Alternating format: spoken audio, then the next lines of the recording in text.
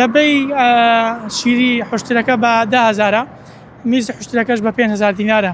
وانەی کە نەخۆشی گورچیلیان هەیە یاخود قژیان هەڵدەوەرێ بۆ چەندین نەخۆشی دیکەیە بەکاری دێنن بە گوتی خۆیان دکتۆر پیانی وتووە بچن شیر و میزی حوشتر بهێنن بۆ چارەسەرکردنی نەخۆشیەکانیان.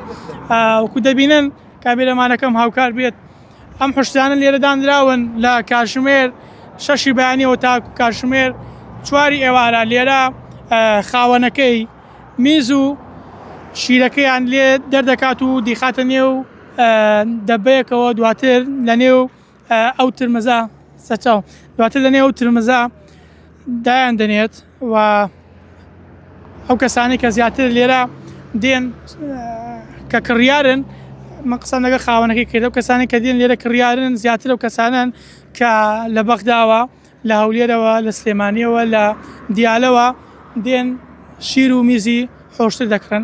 دەبەی شیری حوشترەکە بە 10,000 میزی حوشترەکەش بە 5,000 دینارە.